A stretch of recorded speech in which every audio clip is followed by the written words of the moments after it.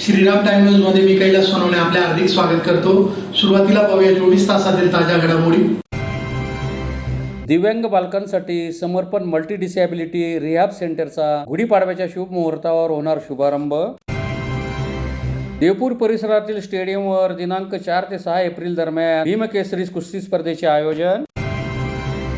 बाबळे येथे आयोजित अखंड हरिनाम कीर्तन सप्ताहाची काल्याच्या कीर्तनाने करण्यात आली समाप्ती। आगामी हिंदू व मुस्लिम बांधवांचे सण व उत्सवांच्या पार्श्वभूमीवर शांतता कमिटीची बैठक संपन्न। आणि इतिहासाचार्य राजवाडे शासकीय औद्योगिक प्रशिक्षण संस्था येथे आयोजित निवासी श्रमसंस्कार शिबिराचे उद्घाटन।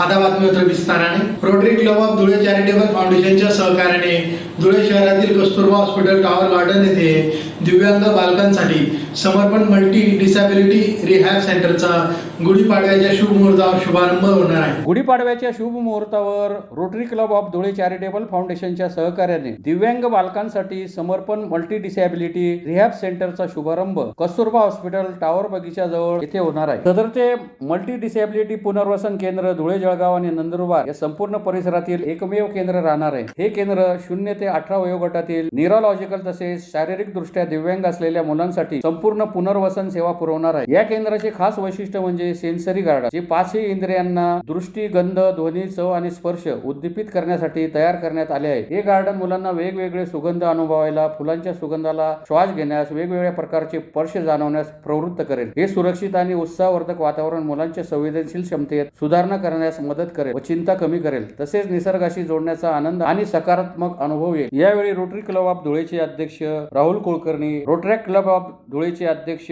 Rahul Gandhi, rotary club of Dhule charitable फाउंडेशनचे चेअरमन उमेश अग्रवाल, मातृसेवा संघ ट्रस्टचे चेअरमन प्रदीप शहा, कमल फाउंडेशनचे chairman doctor Anita Hegde, Samarpan multi disability rehab सेंटरचे chairman Rajesh Bhatwal, project coordinator Pradeep Shah आदी उपस्थित होते। त्यानंतर वेगवेगळ्या ज्या मोबिलिटीच्या, चालण्याच्या किंवा हाताच्या मुवमेंटच्या रिलेटेड ज्या काही डिसॅबिलिटीज आहेत त्यातून त्याच्यावरती हे काम केलं जाईल।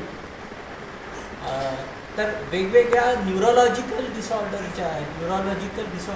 ज्या काही वेगवेगळ्या डिसॅबिलिटीज येतात त्या या सेंटरमध्ये काम केलं जाईल। जसं लहान मूल उशिरा बोलणं, काही मानसिक म्हणजे ADHD म्हणजे अटेन्शन डेफिसिट हा विषय असणं, किंवा स्पर्शाशी रिलेटेड काही प्रश्न असणं, तसंच सुडो ऑटिझम, मोबाईल म्हणा किंवा या गोष्टी बाजूला गेल्या की माणूस रडायला लागतो, अशा या सगळ्या गोष्टींवरती अप्लाय ट्रीटमेंट दिली जाईल। आणि या मागचा रोटरीचा उद्देश आहे की या मुलांना पुन्हा प्रवाहात आणणं। ते शाळांमध्ये जात नसतील किंवा प्रवाह बाहेर असतील तर त्यांना पुन्हा प्रवाहात आणणं आणि ते एक त्यांच्या डिसॅबिलिटीबरोबर एक व्यवस्थित असं आयुष्य जगू शकतील याच्यासाठी हा बेसिकली प्रोजेक्ट आहे। त्याच्यामध्ये अर्ली म्हणजे पहिले लवकर शोधून काढणं अशा मुलांना हाही एक मोठा टास्क रोटरीतर्फे घेतला जातो। या संबंधित सर्व रोगनिदानचं संबंधी जे आम्ही मल्टी डिसेबिलिटी सेंटर उभं केलेलं आहे त्याचा शुभारंभ येत्या गुढीपाडव्याला 30 मार्च रोजी आम्ही करत आहोत। तरी आम्ही सर्व गरजू पालकांना विनंती करेल की त्यांनी त्यांचे जे पाल्य असतील, ज्यांना या असे काही आजार असतील, त्यांनी तिथं आणावे।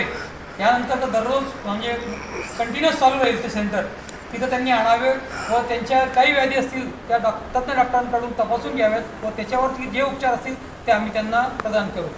तसंच हे आता आम्ही प्रोजेक्ट चालू करून दिला। आम्ही धुळ्यातील दानशूर व्यक्तींनाही आवाहन करतो की त्यांनीही आम्हाला आर्थिक सहयोग करावा। याच्यात आम्ही याच्यासाठी एक स्कीम केलेली आहे की एका दिवसाचा आम्हाला जवळजवळ 15,000च्या आसपास खर्च येतो, तर त्यातील 11,000 रुपये जरी एखाद्या व्यक्तीने आम्हाला दरवर्षी त्यांच्या मॅरेज ॲनिव्हर्सरी आहे, वाढदिवस आहे, स्मृती पित्यर्थ दिवस आहे त्यांच्या वडिलांचा कोणाचा, तर त्या दिवशी दिलं तर आम्ही तिथं बोर्डावर त्यांचं की आजचा खर्च यांच्यामार्फत करण्यात आलेला आहे। त्यांनी आम्हाला 11,000 रुपये दिले तर आम्ही ती आम्हाला भरीव मदत होईल। तरी तुम्ही ही प्रसिद्धी द्यावी। शिबिर काय मोफत आहे का? तपासणी होणार आहे।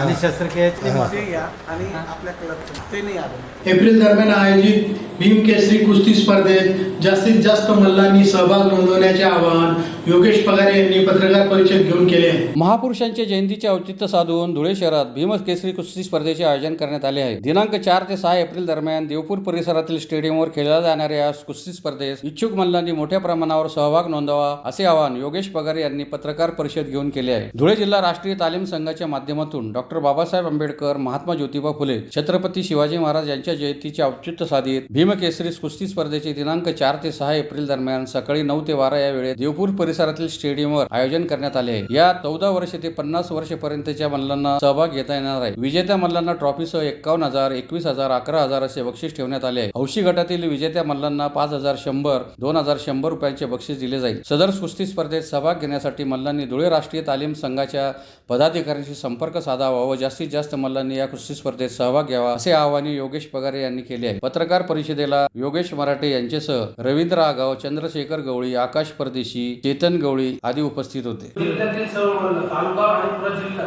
यातील सर्व जिल्हा बक्षीस असतील 17 वर्षातील 14 वर्षातील 32 किलोला 1100 रुपये, द्वितीय क्रमांकाला 1,000 रुपये, 17 वर्षातील प्रथमला 1,500 रुपये आणि 38 किलोला 1,500 ते 1,000 रुपये, 17 वर्षातील 2100 1,000 रुपये आणि औषध गटांना 51, 2100 आणि मोठ्या गटाला 11,000 आणि 5,000 असं पारितोषिक देण्यात येणार आहे आणि गल्याचा मान त्यांना मिळणार आहे. प्रमुख पाहुणे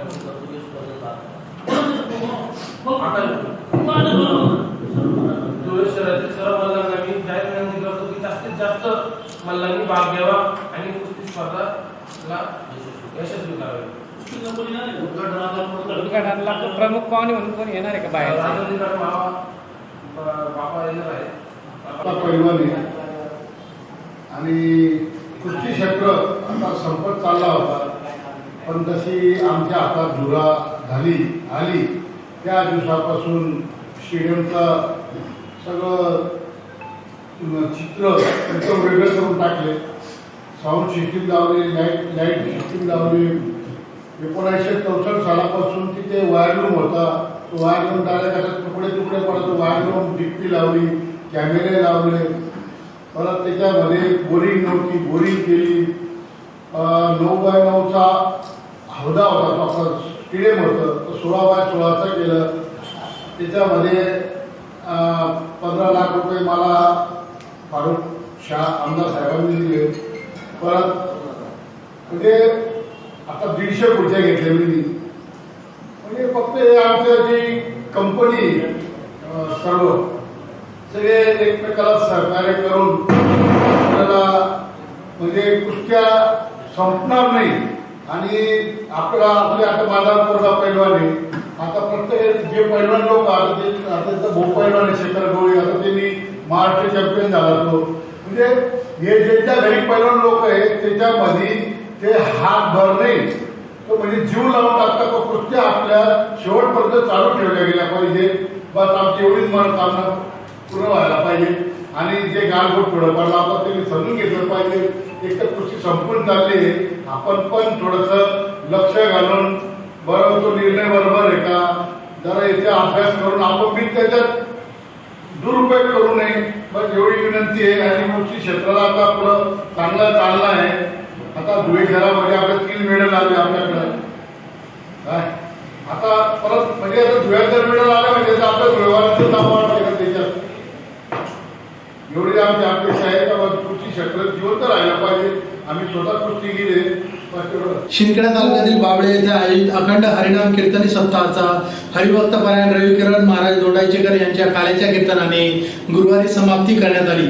यावेळी महाप्रसादाचे आयोजन करण्यात आले होते. शिंदखेडा तालुक्यातील बाबळे येथे अखंड हरिनाम कीर्तन सप्ताहाचा हरिभक्त पारायण रविकिरण महाराज दोंडाईचेकर यांच्या काल्याच्या कीर्तनाने समाप्ती करण्यात आली. यावेळी महाप्रसादाचे आयोजन करण्यात आले होते. बाबळे येथे पांडुरंगाच्या कृपेने व हरिभक्त परायण गुरुवर्य परमपूज्य विठ्ठल महाराज अध्यक्ष वारकरी शिक्षण संस्था आळंदी देवाची बागची यांच्या आशीर्वादाने तसेच हरिभक्त परायण संजय महाराज कलमाडीकर यांच्या कुशल मार्गदर्शनाने व गावकऱ्यांच्या सहकार्याने गुरुवार दिनांक 20 मार्च ते गुरुवार दिनांक 27 मार्च दरम्यान अखंड हरिनाम कीर्तन सप्ताहाचे आयोजन करण्यात आले होते। या दरम्यान रोज सकाळी 5 ते 6 काकड आरती, सायंकाळी 5 ते 6 हरिपाठ आणि रात्री 8:30 नंतर कीर्तनाचे कार्यक्रम संपन्न झाला। गुरुवार दिनांक 20 रोजी हरिभक्त परायण जयेश महाराज वाघाडीकर, शुक्रवार दिनांक 21 रोजी हरिभक्त पारायण श्यामसुंदर महाराज धुळेकर, शनिवार दिनांक 22 रोजी हरिभक्त पारायण माधव महाराज कन्हेरे पारोळा, हरिभक्त पारायण नाना महाराज नरडाणेकर, सोमवार दिनांक 24 रोजी हरिभक्त पारायण दीपक महाराज और अजंठीकर, मंगळवार दिनांक 25 रोजी हरिभक्त पारायण विशाल महाराज वारोडकर, बुधवार दिनांक 26 रोजी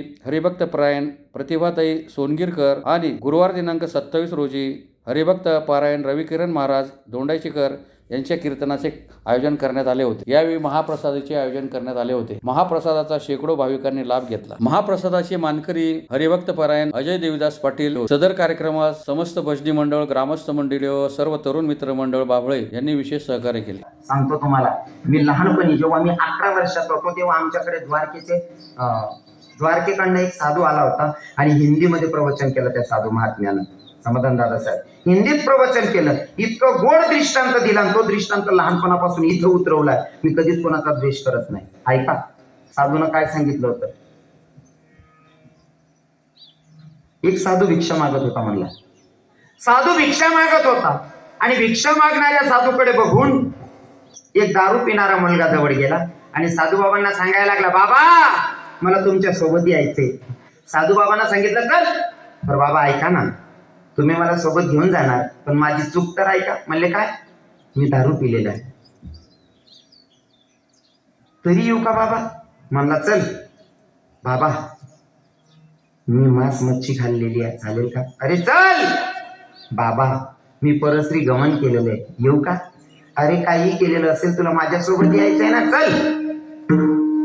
त्या दारू पिणाऱ्या पोरानं साधू महात्म्याचा हात धरला आणि साधू महात्म्याचा हात धरून विचारला, बाबा तुम्हाला साधू तरी कसं म्हणावं?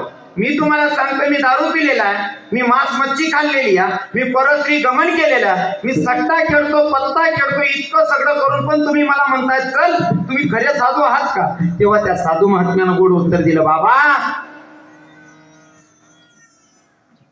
हे तुझं पण भाड्याचं आहे आणि माझं पण भाड्याचं आहे। यात अधिकार तुझाही नाही ना अधिकार माझाही नाही। बनवणारा ब्रह्मांडाचा धनी त्यानं तुलाही बनवलंय, मलाही बनवलंय, त्याला तू चालतोय, मला नाही चालायला काय कारण असू शकतं बाळा? काय कारण असू शकतं मला नाही चालायला? जीवन जगत असताना पद्धत अशी जगायची ना दादा। कोण गरीब न पोऱ्यानं वैरायना ना, गरीब न पोऱ्यानं लगीन जमी घेणं आहे रात्री पटाचा निघून नाची देऊ, पण बाकीना नीच वाटतं बडी बडी किडा पाडतात। यांकच काय उपाडी रे आपलं बागायत होईन काय पटत नाही, आपण तासभर मी तरी उपाडते नाही। तू इथला नीच विचार कराय ना, तुला अजून 34 वरीस नाही 41 ना वही रे। क्योंकि भैया करम तेरे अच्छे तो किस्मत तेरी दासिया, करम तेरे अच्छे तो किस्मत तेरी दासिया और नियत तेरी।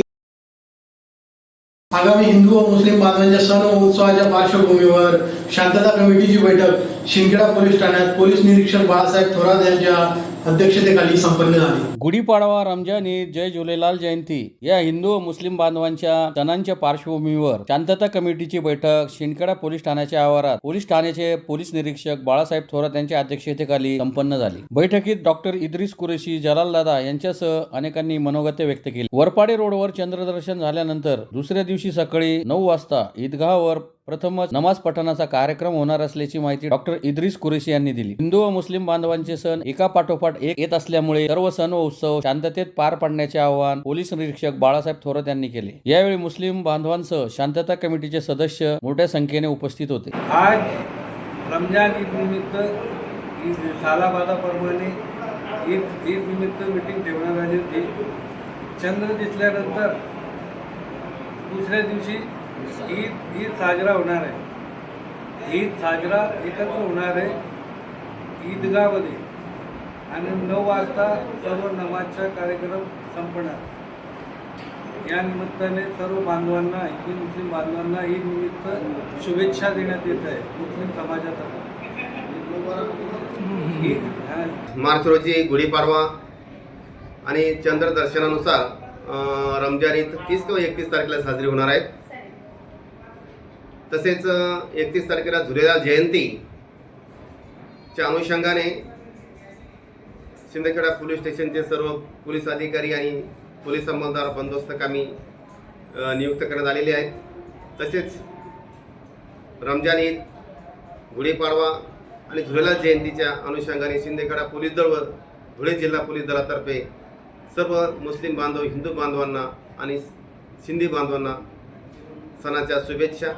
धन्यवाद. धुळे शहरातील देवपुरातील इतिहासाचार्य राजवाडे शासकीय औद्योगिक प्रशिक्षण संस्था येथे दिनांक 27 मार्च ते 2 एप्रिल 2025 दरम्यान आयोजित निवासी श्रम संस्कार शिबिराचे गुरुवारी मान्यवरांच्या हस्ते उद्घाटन करण्यात आले. कौशल्य रोजगार उद्योजकता व नाविन्यता विभाग, व्यवसाय शिक्षण व प्रशिक्षण संचालनालय, महाराष्ट्र राज्य, मुंबईतर्फे इतिहासाचार्य राजवाडे शासकीय औद्योगिक प्रशिक्षण संस्था धुळे येथे आयोजित निवासी श्रम संस्कार शिबिराचे गुरुवारी उद्घाटन करण्यात आले. कार्यक्रमाचे अध्यक्षस्थानी उपसंचालक RS मानकर हे उपस्थित होते. गुरुवार दिनांक 27 मार्च ते दिनांक 2 एप्रिल 2025 पर्यंत सदर शिबिराचे आयोजन करण्यात आले आहे. सहसंचालक अनिल गावित व उपस्थित प्रमुख अतिथींच्या हस्ते कार्यक्रमाचे उद्घाटन करण्यात आले. या प्रसंगी प्रवीण पंडित, BG जाधव, आर्यन वाकुडे, राहुल मुंदडा, प्राचार्य श्रीमती AS कुलकर्णी, उपप्राचार्य RP पगारे, कार्यक्रम अधिकारी NB सूर्यवंशी, सहकार्यक्रम अधिकारी GR पाटील यांच्यासह कर्मचारी वृंद मोठ्या संख्येने उपस्थित होते.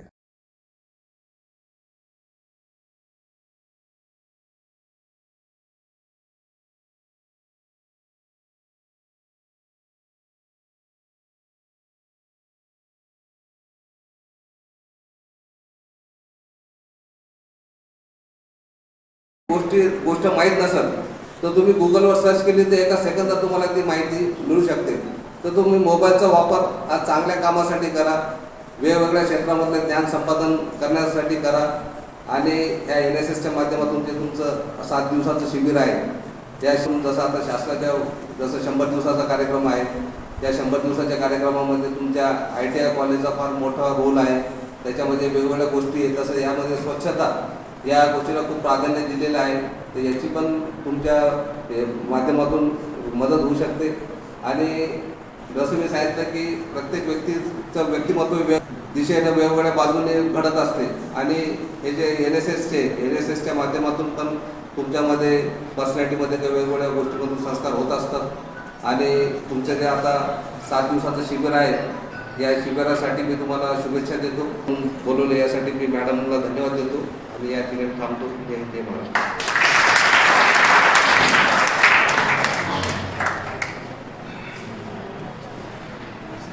धन्यवाद साहेब. आपण विस्तृत असं मार्गदर्शन या निमित्ताने आमच्या या स्वयंसेवकांना केलं.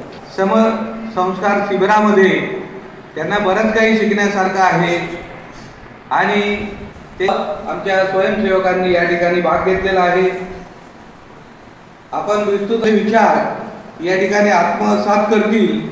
प्रमुख बिंदू म्हणजे अध्यक्षीय भाषण. तर आजच्या या कार्यक्रमाचे अध्यक्षा आपल्या संस्थेच्या प्राचार्य सौ कुलकर्णी मॅडम, त्यांना या ठिकाणी आमंत्रित करतो. इतर व्यासपीठावरील मान्यवर आणि माझे विद्यार्थी मित्रांनो, आज आपण इथे NSSच्या कार्यक्रमासाठी बसलेलो आहात. ते खूप मोठं कार्य करत आहेत. म्हणजे याच्यामध्ये तुमचा स्वतःचा व्यक्तिमत्व विकास होतो, त्याचबरोबर तुम्ही इतर समाजाचा सुद्धा आपण काहीतरी देणं लागतो या विचाराने तुम्ही इथे समाजाचं सुद्धा कार्य करत असता. आता वाकुडे साहेबांनी सांगितलं की एक इनोव्हेटिव्ह आयडिया, तर प्रत्येकाकडे काही इनोव्हेटिव्ह आयडिया असते. तर या NSSच्या माध्यमातून आपण काहीतरी इनोव्हेटिव्ह आयडिया शोधून काढायची आहे. कारण आता 100 दिवसाच्या ह्याच्यामध्ये आपलं ITI सुद्धा भाग घेणार आहे आणि ITIच्या याच्यामध्ये आपल्याला इनोव्हेटिव्ह आयडियाचे मार्क आहे. मग जर तुम्ही ते काही कार्य केलं तर आपल्याला ते गुण मिळेल आणि आपला आयडिया 1 नंबर होऊ शकतं.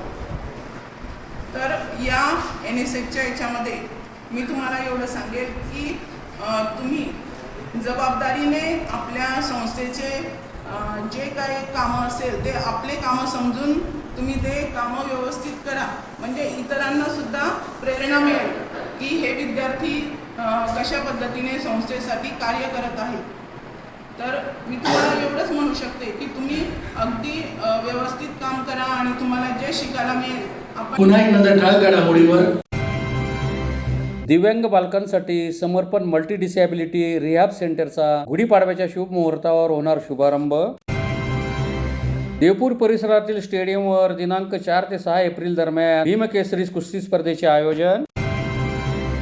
बाबळे येथे आयोजित अखंड हरिनाम कीर्तन सप्ताहाची काल्याच्या कीर्तनाने करण्यात आली समाप्ती. आगामी हिंदू व मुस्लिम बांधवांचे सण व उत्सवांच्या पार्श्वभूमीवर शांतता कमिटीची बैठक संपन्न. आणि इतिहासाचार्य राजवाडे शासकीय औद्योगिक प्रशिक्षण संस्था येथे आयोजित निवासी श्रमसंस्कार शिबिराचे उद्घाटन.